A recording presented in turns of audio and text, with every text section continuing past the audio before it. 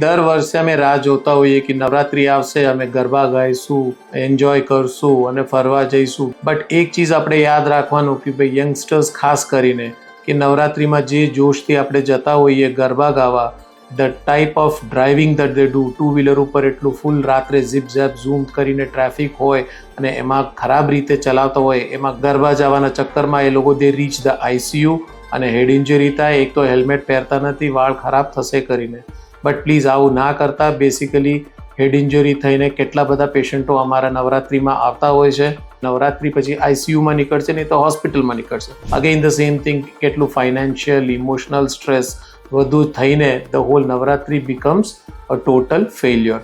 એટલે વેનેવર નવરાત્રિમાં બહાર નીકળતા હોય તો Navratri is for enjoyment and for bhakti, and it is not for just thrill.